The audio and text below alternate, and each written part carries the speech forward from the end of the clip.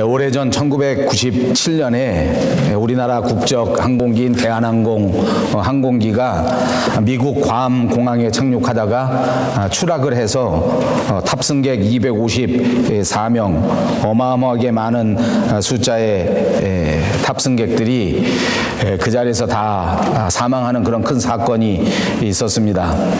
당시에 이 항공기는 기상이 아주 나쁜 상태에서 이제 착륙을 시도하는 그런 상황 속에서 사고가 난 건데, 우리가 아는 것처럼 이 비행기는 기장 그리고 부기장 그리고 이제 또 기관사 이런 사람들이 모두가 다 합력해서 각자 자기 직분을 맡으면서 운항을 하는 것이 그것이 비행기를 운행하는 그런 요령입니다. 그래서 이제 기장도 있었고 부기장도 있었고 또 아주 경험이 많은 기관사도 있었는데 여기 비상 착륙을 하지 못한 채 그만 큰 사고가 나서 정말 많은 사람들이 죽었습니다. 나중에 이제 몇 년 동안 대한항공 회사가 이 사건에 대하여 이 사고에 대해서 당연히 원인을 조사하지 않았겠습니까? 그랬는데 한참 후에 이 대한항공사가 위탁한 미국 사람들이 와서 이것을 조사한 다음에 그 사고 원인을 발표하는데 이렇게 발표합니다. 한국 사람들이 가지고 있는 아주 복잡한 경어 체계 그리고 한국 사람들이 가지고 있는 수직적인 명령 문화 이런 것들이 사고의 원인이다. 이렇게 급한 상황이 됐는데 기장과 부기장 그리고 기관사 이 사람들이 서로 예의를 차리고 서로 선후배 경어를 따져서 해야 됐기 때문에 급한 상황을 바로 전달하지 못하고 그렇게 하다 보니까 이 사고를 막지 못하고 비상 착륙을 할 수 있는 그야말로 골든 타임을 놓치게 된 것이다. 그리고 나서 보니까 우리 한국 사람들은 경어가 정말 발달되어 있습니다. 세계에서 가장 계급 문화 지수가 높은 나라 그것이 우리 대한민국이고 가장 낮은 나라가 미국 그리고 캐나다도 미국과 거의 근사한 이런 나라라고 합니다. 그러니까 우리 한국 사람들은 말에도 경어가 그냥 단순하게 한 가지 정도가 아니라 아주 복잡합니다. 점점 어려운 상대일수록 점점 가까운 관계일수록 그냥 단순한 경어를 써서 되는 것이 아니고 부정할 때 또는 급한 일이 생겼을 때에도 빙빙 돌려서 말을 해야 되는 것이 우리 말의 문화가 아닌가 싶습니다. 아무튼 영어는 경어 체계가 없기 때문에 이 사고를 조사한 사람들이 결과를 내어놓으면서 앞으로 대한항공에서는 절대 한국말을 쓰지 마라. 그냥 영어로 해라. Yes, No 이렇게 간단하게 착륙할 수 있냐? 없다. 착륙할 수 없냐? 그렇다. 이렇게 대답했으면 됐는데 글쎄 그게 말입니다. 선배님 이게 지금 내려도 되고 안 되고 이렇게 하다가 사고가 났기 때문에 이렇게 하면 안 된다 하는 발표가 나왔습니다. 사실은 이게 참 부끄러운 일 중에 하나입니다. 저는 리더십을 전공해서 목사님들에게 목회 리더십을 가르치는 사람입니다. 아마 세계에서 리더십을 가르칠 때 가장 많이 회자되는 예화 가운데 하나가 바로 이 예화입니다. 서로 권위를 부리다가 서로 계급에 대한 것을 생각하다가 그만 골든타임을 놓쳐서 이 많은 사람들을 죽이게 된 그런 사건입니다. 전에도 제가 한번 말씀드렸지만 우리 한국 축구 자랑스러운 히딩크가 왔을 때에도 이런 비슷한 현상이 있었습니다. 운동장에서 뛰는 선수들이 서로 계급이 있고 서로 선후배가 있기 때문에 공을 내게 달라고 할 때에도 소리를 지르거나 또는 달라고 간단하게 말하지 못하니까 선배님 저한테 공을 좀 주시면 안 될까요? 뭐 이렇게 해야 되는 동안에 그만 상황이 다 지나가기 때문에 이걸 보고 히딩크 감독이 한국 축구 대표 선수들에게 서로 이름을 부르게 했습니다. 반말을 하게 하는 것은 너무 부담이 되니까 이름을 부르라. 그래서 제가 기억할 때 그때 당시에 81년생 이천수 선수가 68년생 황선홍 선수한테 헤이 선홍 공 줘 이렇게 하라고 가르친 겁니다. 좋지 않겠습니까? 제가 우리 교회에서 가만히 생각해 봤어요. 오늘 안 왔는데 비 와서 못 온 것 같아요. 우리 박명호 집사님이 우리 김은삼 목사님 보고 헤이 은삼 공조 하는 것과 똑같습니다. 왜냐하면 박명호가 81년생 80 비슷하죠? 우리 목사님이 68년생 비슷해요. 황순홍과 비슷한 나이들이 한 살씩 서로 다른 것 같아요. 자, 무엇이 옳을까?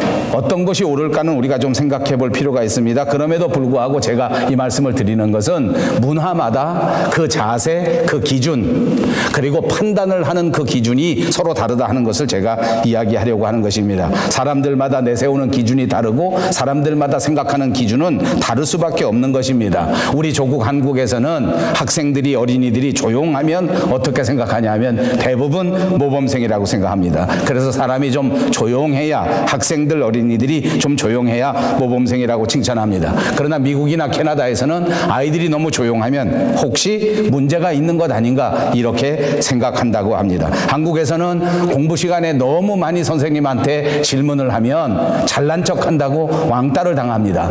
그런데 이 나라 캐나다에서는 공부 시간에 전혀 자기 의견을 말하지 않으면 그 아이는 큰 문제가 있는 심각한 학생이라고 분류한다고 합니다. 이렇게 나라마다 기준은 분명히 다릅니다. 또 학교에서 정하는 기준이 다르고 직장에서 생각하는 기준이 다릅니다. 우리 한 사람 한 사람도 어렸을 때 생각하는 삶의 기준이 다르고 나이가 먹고 성인이 되면 당연히 기준이 달라집니다. 그러니까 어떤 기준에 맞춰야 하느냐 하는 것은 대단히 혼란스러울 때가 많습니다. 제가 말씀드리려고 하는 것은 우리가 믿는 거룩하신 하나님 아버지의 기준입니다. 하나님께서 세워놓으신 기준, 그것은 우리가 생각하는 세상의 기준과는 전혀 다릅니다.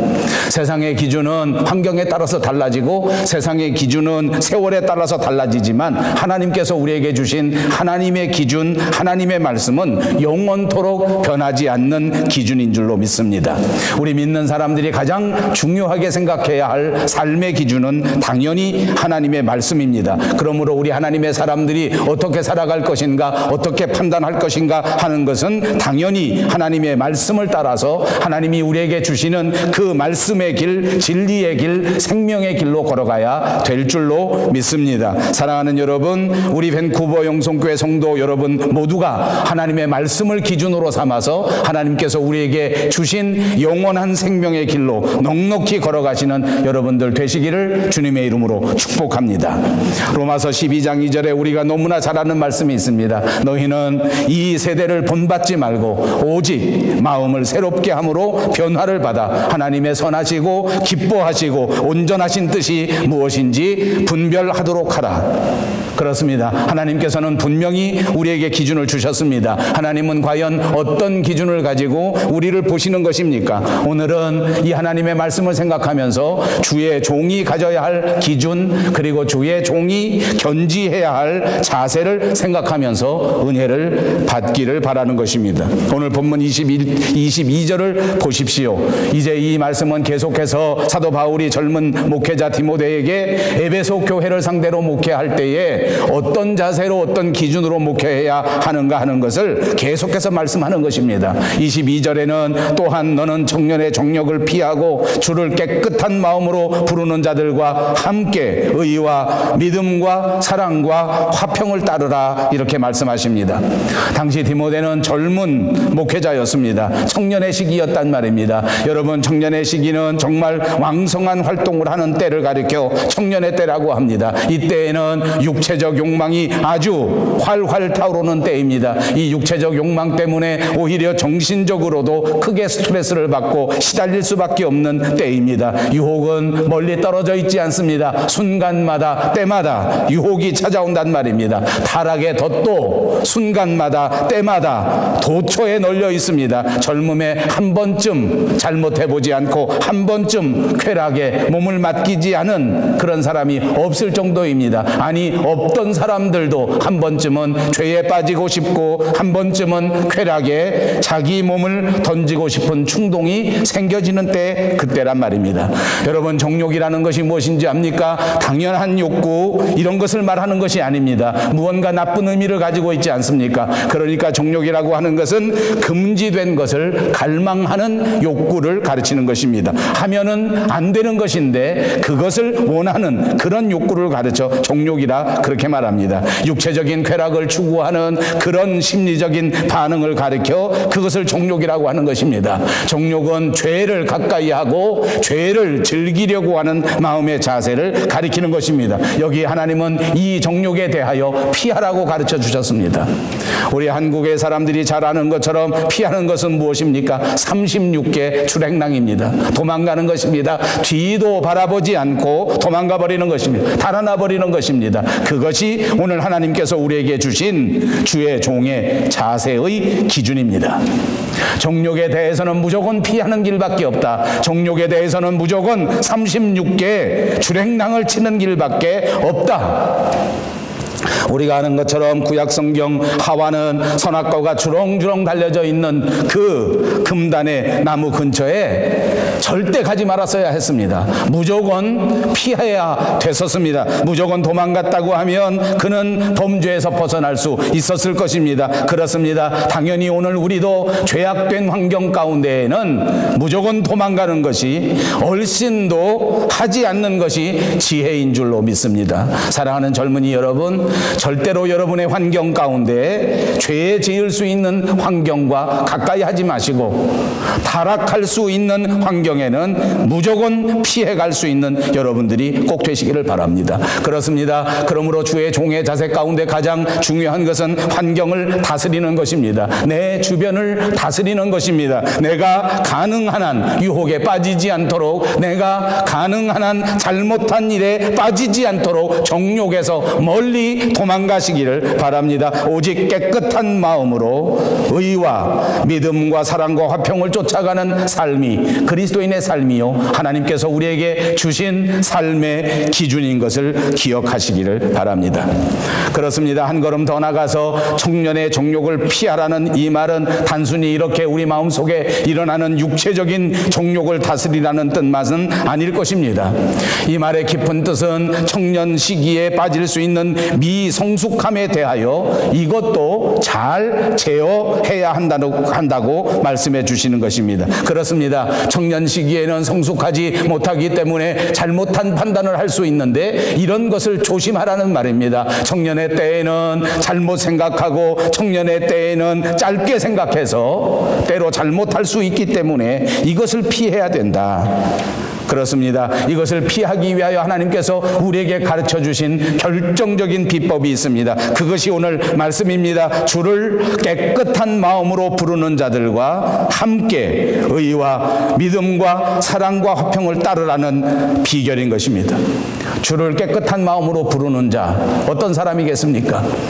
이 사람들은 그냥 교회만 왔다 갔다 하는 사람은 아닐 것입니다. 그냥 이름만 그리스도인이라고 하는 명목삼의 사람도 아닐 것입니다. 겉으로만 그럴싸하게 보이는 교인을 말하는 것은 아닐 것입니다. 아마 마음속으로부터 깊이 하나님을 믿고 말씀을 따르려고 하는 그런 교인들을 말하는 것 아닙니까? 그런 사람들과 함께 하라는 것입니다.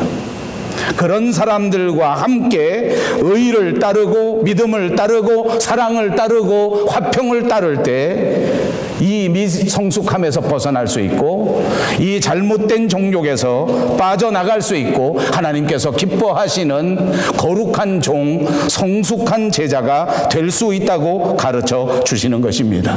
사랑하는 여러분, 여러분들도 주변에 있는 믿음의 사람들과 함께 의와 믿음과 사랑과 화평을 추구하고 그것을 따라가는 진짜 그리스도인들이 다 되시기를 다시 한번 주님의 이름으로 축복합니다. 그렇습니다. 하나님께서는 우리가 혼자 일하는 것보다 함께 일하는 것을 좋아하십니다. 그리고 하나님께서는 함께 잘하는 사람을 훨씬 귀하게 쓰시는 줄로 믿습니다. 하나님께서 아담과 하와를 만들어 놓으시고 아담이 혼자 독초하는 것이 좋지 않다고 여기셔서 그에게 배필인 하와를 주시지 않았습니까? 이것은 정말 우리에게 주는 중요한 메시지요, 중요한 의미를 함축하고 있는 것입니다. 그렇습니다. 우리는 혼자서 살아갈 수 없습니다. 우리는 혼자서 살아서도 안 됩니다. 우리는 교회 다닐 때에 혼자 잘해서 되는 사람들이 아니란 말입니다. 교회 안에서 더불어 함께 같이 자라는 성도들이 되어야 된다는 말씀입니다.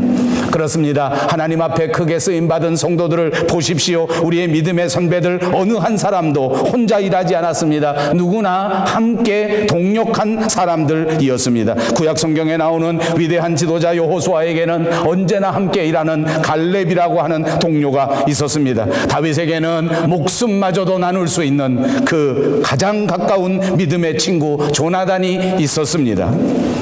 모세에게도 아론과 훌이 있었고 여호수아와 같은 동역자들이 있었습니다. 오늘 이 말씀을 전해주는 사도 바울에게는 실라가 있었고 바나바가 있었고 누가도 있었고 오늘 이 말씀을 받는 디모데라고 하는 좋은 동역자들이 있었습니다. 함께하는 믿음의 동역자가 있었단 사실이란 말입니다. 이렇게 함께 동역할 수 있는 동역자가 있는 사람들이 하나님 앞에 귀히 쓰임을 받을 수 있다고 하는 사실을 꼭 기억하시기를 바랍니다. 저는 저와 여러분들이 우리 밴쿠버 영성교회 안에서 함께 일할 수 있는 좋은 동역자들이 되시기를 바랍니다. 그러므로 우리는 서로 더 친해져야 합니다. 더 가까워져야 합니다. 구역예배에서 더 많이 참여하시고 또 모든 공예배에 더 열심히 참여하셔서 모두가 다 같이 함께하는 은혜가 있으시기를 바랍니다. 같은 비전을 품고 같은 사랑을 품고 같은 믿음을 품고 믿음의 동력자가 될 때에 하나님께서 저와 여러분을 크게 사용하시고 우리 교회를 귀하게 세워주실 줄로 믿습니다.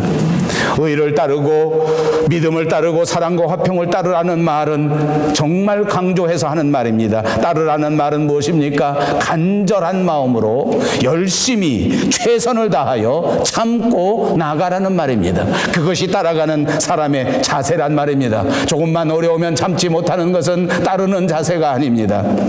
열심을 다하지 않는 것은 따르는 자세가 아닙니다. 그냥 가만히 왔다 갔다 하는 것은 따라가는 자세가 아닙니다. 의가 무엇입니까? 의라고 하는 것은 하나님 앞에서 올바로 사는 것을 말하는 것입니다. 그러므로 우리가 의를 따라야 한다는 것은 하나님 앞에 올바로 살기로 최선을 다하고 열심을 다하고 인내하고 참고 그리고 끝까지 나가야 된다고 가르쳐 주는 것입니다. 하나님 앞에 의롭게 사는 사람은 당연히 사람들 앞에서도 의롭게 살아야 하는 줄로 믿습니다. 하나님 앞에서의 의는 하나님의 방법으로 하나님의 사람들 안에서 같이 사는 것입니다. 그러므로 우리 믿는 사람들은 세상에서 포악하면 안 됩니다. 우리 믿는 사람은 세상에서 복수하는 사람들이 아닙니다. 우리 믿는 사람들은 세상에서 이기적으로 살아가는 사람들이 아니란 말입니다. 이것은 의를 따르는 사람의 자세가 아니기 때문입니다. 어떻게 하면 의롭게 살 수 있습니까? 참아야 합니다. 인내해야 합니다. 어떻게 하면 의롭게 살아갈 수 있겠습니까? 훈련을 통하지 않고는 결코 의롭게 살아갈 수 없습니다. 말씀으로 훈련해야 합니다. 기도 가운데 깊이 훈련하는 여러분들이 꼭 되시기를 바랍니다.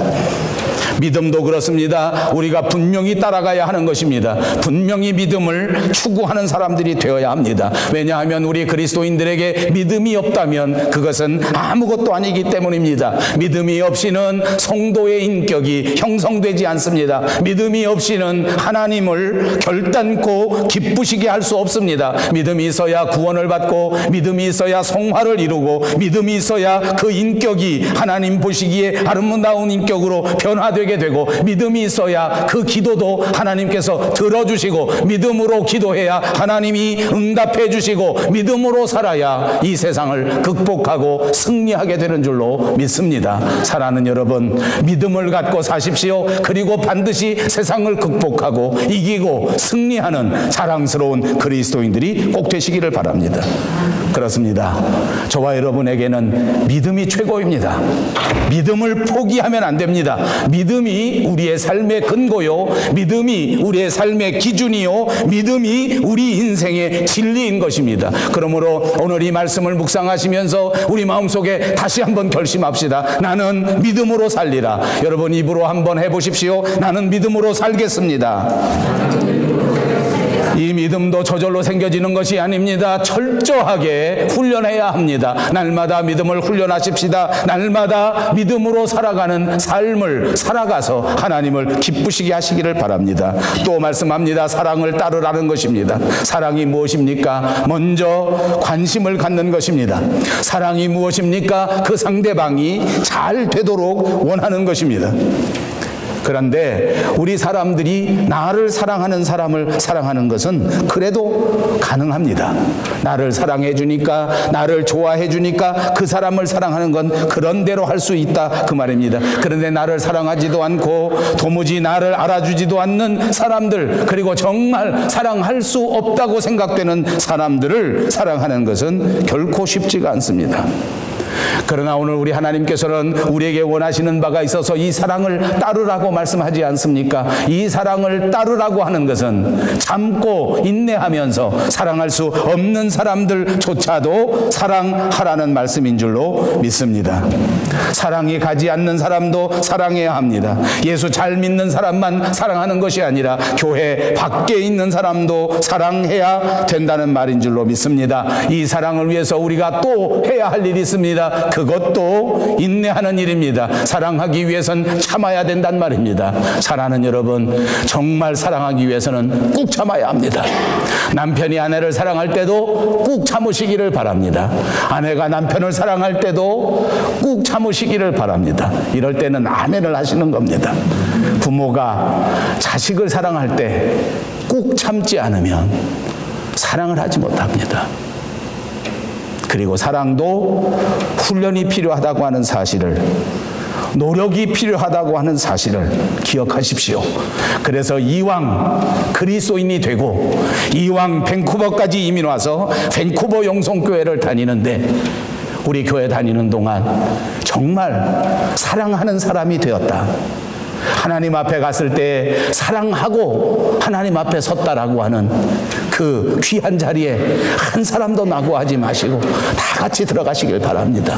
옆에 있는 분을 보십시오. 앞에 있는 분을 보십시오. 내 아내, 내 남편을 세상 그 어떤 것보다도 더 사랑할 수 있는 저와 여러분이 되십시다. 내 자식들을 사랑하되 꾹 참고 사랑하는 부모가 꼭 되시기를 바랍니다. 우리가 섬기는 우리 밴쿠버 영성교회를 마음 바쳐 사랑할 수 있는 저와 여러분들이 꼭 되시기를 바랍니다. 화평을 따라가라고 하였습니다. 화평은 다른 말로 하면 질서를 의미하는 것입니다. 교회는 정말 화평한 곳, 교회는 정말 질서가 바로잡힌 곳인데, 그런데 실제로는 교회가 가장 화평하지 못한 모습을 보이고 있습니다.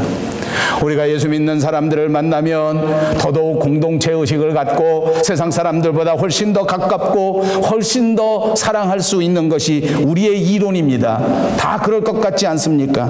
그러니까 그렇게 사랑하는 사람들이 모인 교회는 진짜 질서가 있고 진짜 화평이 있고 정말 행복한 그런 단체가 돼야 되지 않느냐 말입니다. 그런데 이상하게도 그런 교회가 분란이 있고 이상하게도 그런 교회가 다툼이 있다고 말입니다. 오늘 이 에베소 교회처럼 이단이 있고 잘못된 교리가 있다고 하면 분쟁도 당연히 생겨져야 합니다. 논쟁도 당연히 생겨져야 합니다. 그런데 이단 문제도 아니고 신학적인 문제도 아닌데 팔을 갈라서 싸우는 거예요. 출신을 갈라서 싸우는 거예요. 왜 교회가 이렇게 불신하고 왜 교회가 이렇게 갈등하고 왜 교회가 이렇게 싸우는 걸까요? 여러분, 우리 가정생활도 마찬가지입니다. 누가 억지로 떠밀어서 결혼하고 서로 사랑한 사람은 없습니다. 옛날 우리 부모들은 그냥 그 부모들이 정해주는 대로 남자를 한 번도 만나보지 못하고 결혼한 사람도 있었답니다. 아내를 한 번도 만나보지 않고 결혼한 사람도 있었답니다. 아마 제가 알기에는 저희 시대에서부터 그런 사람은 없습니다. 다 자기가 좋아서 결혼했습니다. 다 자기가 좋아서 선택했습니다. 그러니까 당연히 그 가정은 행복하고 기쁘고 좋아야 합니다. 근데 집집마다 그렇게 시끄러운지 몰라요. 여러분, 이런 가정 환경 속에서, 이런 교회 환경 속에서, 이런 세상의 환경 속에서 가장 필요한 사람, 가장 소중한 사람, 정말 하늘의 별처럼 보석 같은 사람, 어떤 사람이겠습니까? 그 가정 안에 화평을 가져오는 사람입니다.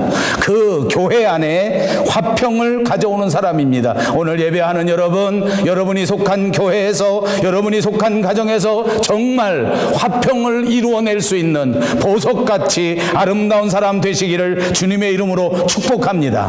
그렇습니다. 이런 사람은 그 가정에서 싸우지 않는 것입니다. 싸우는 것을 오히려 말리는 사람입니다. 화평하는 사람이 가장 귀중한 사람입니다. 안타깝게도 어디를 가든지 이상하게 분쟁을 일으키는 사람도 있습니다. 멀쩡하게 잘 지내는데 그 사람만 들어가면 분란이 생기고, 그 사람만 들어가면 불평이 생기고, 그 사람만 들어가면 싸움이 나는 사람도 있습니다. 이것도 무슨 특별한 재주인지는 알 수가 없습니다. 그러나 정말 있어서는 안 될 사람입니다.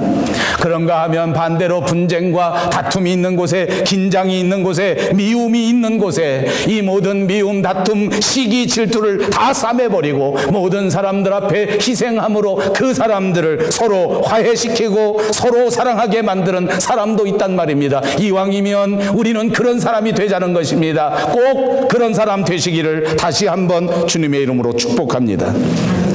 오늘 본문 23절에서 24절을 보십시오. 어리석고 무식한 변론을 버리라. 이에서 다툼이 나는 줄 알미라. 이제 사도 바울은 종의 자세를 말할 때 훨씬 더 큰 그림을 그립니다. 이제 종의 자세는 단순히 이런 것 정도가 아니라 어떤 아주 아름다운 큰 그림을 그리면서 하나님께서 기뻐하시는 종의 기준, 종의 자세를 말하는 것인데 좀 더 철학적인 이야기입니다. 오늘 말씀을 보니까 어리석고 무식한 변론은 버리라 그 말입니다. 여러분, 변론은 무엇입니까? 논쟁하는 것입니다. 말하는 것입니다. 우리 모두가 다 하는 이야기가 있습니다. 교회 다니는 사람, 말 못하는 사람 없다. 그런 소리 들어보셨습니까? 저는 정말 많이 듣습니다. 좋은 의미로 말해주는 거면 얼마나 고마운지 모릅니다. 왜냐하면 세상에서 말 잘하는 것은 정말 귀한 일이기 때문입니다. 여러분 다 말 잘하시기를 바랍니다. 그런데 세상 사람들이 우리를 가리켜 교회 다니는 사람 치고 말 못하는 사람 없다라고 말할 때는 조금 비꼬는 말인 것 같습니다. 저는 바라기를 세상 사람들이 우리 교회 다니는 사람을 보면서 말할 때 교회 다니는 사람 치고 경건하지 않은 사람이 없다. 교회 다니는 사람 치고 거룩하지 않은 사람이 없다. 교회 다니는 사람 치고 믿지 못할 사람이 없다. 아멘. 그런 소리 들으시기를 바랍니다. 우리 조국 대한민국의 교회는 초창기 때 다 이렇게 들었습니다. 예수 믿지도 않는 사람이, 그리스도가 무언지도 모르는 사람들이 예배당 다니는 사람은 무조건 믿을 만한 사람이다. 이렇게 해줬단 말입니다. 그래서 삼천리 방방곡곡에 교회 다니는 사람에게는 무상으로 돈도 빌려주고 무상으로 밭도 빌려주고, 그리고 교회 다닌다 그러면 무조건 믿었단 말입니다. 그래서 우리 한국 기독교회가 이렇게 자랑스럽게 성장한 것입니다. 그런데 이런 말 다 없어져 버리고 그냥 말 잘한다는 비아냥만 남았습니다. 여러분, 이 말씀을, 변론을, 논쟁을 오늘 이렇게 분명히 말합니다. 어리석고 무식한 변론은 하지 마라. 여기서 다툼이 난다. 어리석은 건 하지 말라는 거예요.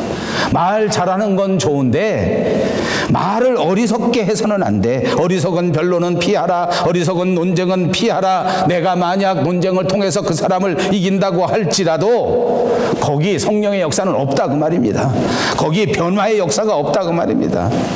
여러분, 사도 바울은 목회서신에서 계속해서 말합니다. 논쟁해야 될 때가 있다. 그리고 세상 사람들에게 나가 하나님의 말씀을 들고 나가서 말을 잘해야 한다 하는 말씀을 수없이 많이 했습니다. 그런데 오늘 이 디모데에게 가르쳐 줄 때 무식한 변론은 하지 마라. 쓸데없는 논쟁은 하지 마라. 여러분, 이것은 진리를 지키는 차원의 논쟁이 아니라 괜히 하는 논쟁이란 말입니다. 쓸데없는 논쟁. 제가 살아보니까 교회 안에 정말 쓸데없는 논쟁이 많아요. 아무 이유 없는 논쟁이 많아요. 여기 우리가 이민 왔는데 여기까지 와서 추수감사절에 닭찜을 먹어야 되냐, 아니면 여기서 먹는 터키를 먹어야 되냐, 이거 가지고 서로 싸워 논쟁을 해. 그냥 의견을 내놓을 수는 있지만 그거 가지고 싸워서 교회가 갈라지면 그게 무식한 다툼이다 그 말입니다. 여러분, 우리가 진리를 보호하기 위해서 논쟁을 할 때에도 오늘 교훈을 받아야 합니다. 첫째도 겸손, 둘째도 겸손입니다. 오늘 23절, 24절, 25절에는 이렇게 말씀합니다. 주의 종은 마땅히 다투지 아니하고 모든 사람에 대하여 온유하며 가르치기를 잘하며 참으며 거역하는 자를 온유함으로 훈계할지니 혹 하나님이 저희에게 회개함을 주사 진리를 알게 하실까 하며 이랬습니다. 여기서 강조하는 주의 주의 종의 기준입니다. 여기서 강조하는 주의 종의 자세입니다. 온유함입니다. 여러분, 온유하다는 말이 무슨 말입니까? 부드럽다는 말입니다. 온유하다는 말이 무슨 말입니까? 유순하다는 말입니다. 온화하다는 말이요, 관대하다는 말과 비슷한 낱말입니다. 하나님의 말씀을 순종하지 않고 하나님 말씀 따르지 아니하고 제멋대로 살던 인간들이 변화서 하나님의 말씀을 믿고 하나님 사람으로 순종할 때 생겨지는 마음의 자세, 그것이 바로 온유함입니다. 믿음을 가지면 가질 수 있는 자세가 온유함이라 그 말입니다. 그러니까 성경이 우리에게 분명히 가르쳐줍니다. 아무나 온유해질 수가 없습니다. 온유할 수 있는 사람은 믿음을 가진 자가 온유해지는 것입니다. 성경이 분명히 가르쳐주기를 이 온유야말로 성령의 열매라고 가르쳐주지 않았습니까? 성령께서 역사하시지 아니하면, 성령이 충만하지 아니하면 온유해질 수가 없다 그 말입니다. 온유한 상태는 겸손하게 하나님의 말씀 앞에 우리 자신을 순종하는 마음의 자세를 말하는 것입니다. 하나님이 우리 삶의 기준이라고 하는 것을 고백하는 상태를 가리켜 온유한 상태라고 말할 수 있는 것입니다. 세상 사람들은 우리를 비아냥거립니다. 온유한 사람을 가리켜 그냥 줏대가 없는 사람이라, 나약한 사람이라 라고 비난할 수 있습니다. 그러나 여러분, 진짜 온유한 사람은 하나님의 말씀을 붙드는 것이기 때문에, 생명의 진리를 붙들고 있는 것이기 때문에 그는 정말 강한 자입니다. 그는 정말로 하나님 앞에서 자유로운 자인 줄로 믿습니다. 하나님 앞에 대하여 겸손한 자요, 하나님을 전폭적으로 의지하는 자요, 다른 사람에 대하여서는 관대한 마음으로 살아가는 자요, 억울함을 당해도 하나님께서 이 모든 문제를 풀어줄 것이라고 생각하면서 살아가는 사람인 줄로 믿습니다. 이것이 온유함입니다. 성령의 열매입니다. 화내지 마십시오. 억울한 일 당해도 하나님이 책임져 주십니다. 이것이 온유한 사람입니다. 여러분, 어떤 사람이 인류 역사상 가장 온유했는지 아십니까? 그가 바로 우리 주 예수 그리스도입니다. 그분이 표본입니다. 그분은 온유하셨습니다. 그렇다고 그분이 나약한 자가 아니었습니다. 그렇다고 그분이 무기력한 자가 절대 아니었습니다. 성경이 우리에게 축복합니다. 온유한 자가 땅을 차지한다고 말했습니다. 온유한 자가 승리한다는 말입니다. 교만한 자를 넘어뜨리시고 온유한 자를 축복하셔서 온유한 자를 통하여 하나님의 나라를 이루신다고 하는 약속인 줄로 믿습니다. 마지막 26절입니다. 그들로 깨어 마귀의 올무에 벗어나 하나님께 사로잡힌 바 되어 그 뜻을 따르게 하실까 함이라. 하나님의 뜻을 방해하기 위해서 그들을 사로잡고 있는 마귀, 올무, 이런 모든 어둠의 세력에서 구원을 받게 된다 하는 말씀입니다. 그러므로 여러분, 우리가 세상에 살아갈 때에 우리에게 호의를 갖지 못했다고 할지라도, 어떨 때는 내게 어려움을 주는 사람이라고 할지라도 그 사람에 대해서 감정적으로 맞서지 말라는 말입니다. 왜냐하면 하나님이 원하시면 그 사람도 변화시킨다는 거예요.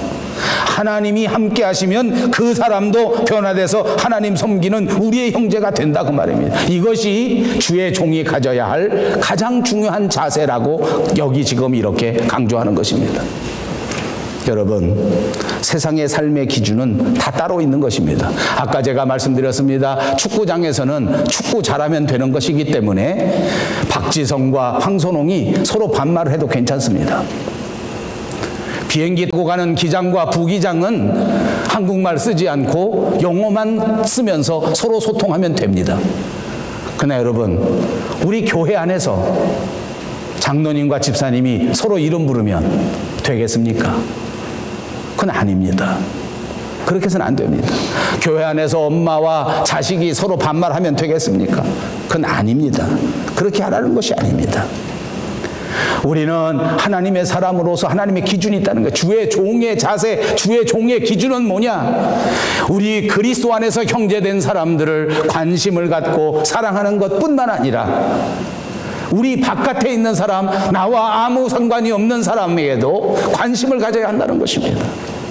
사랑할 준비를 가지고 해야 된다는 말입니다. 심지어 내게 해를 주는 사람이 있다고 할지라도, 심지어 나를 섭섭하게 하는 사람이 있다고 할지라도 그 사람마저도 하나님께서 성령으로 변화시킬 줄 모르니까, 그러니까 주의 종이 된 사람은 그 사람마저도 온유하게 겸손하게 대하라는 기준인 줄로 믿습니다. 여러분, 저는 여러분에게 도전합니다. 우리가 다 예수 믿고 이 굳은 날에 주님 앞에 예배하러 나왔습니다. 너무너무 훌륭합니다. 여러분, 제 진심을 다해서 칭찬해드리고 싶습니다. 하나님 여러분을 기뻐 받으실 것입니다. 모두가 다 아름다운 그리스도인이 되었습니다.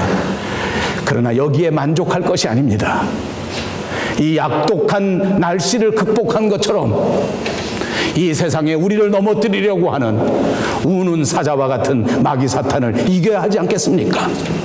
이왕이면 그리스도인으로 만족하지 마시고 하나님을 기쁘시게 할 주의 종이 되시기를 바랍니다. 주의 종의 자세는 바로 이런 것입니다. 하나님이 말씀하시는 말씀의 가르침으로 살아야 한단 말입니다. 이 세상의 모든 타락과 유혹 속에서 깨끗한 삶을 추구해야 된단 말입니다. 의와 사랑과 화평을 따라가는 삶을 살아야 합니다. 종된 마음을 가지고 주님을 향하여 살아가야 된단 말입니다.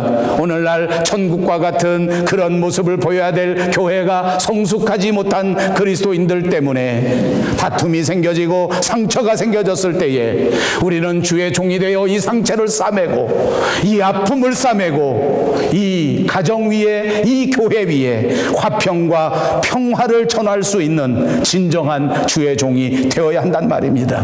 더 열심히 하십시다. 더 열심히 노력합시다. 더 열심히 훈련합시다. 더 성숙한 주의 종이 돼서 이 지역 밴쿠버를 변화시키는, 그리고 하나님을 기쁘시게 하는 우리 교회, 우리 성도님들이 다 되시기를 주님의 이름으로 축복합니다.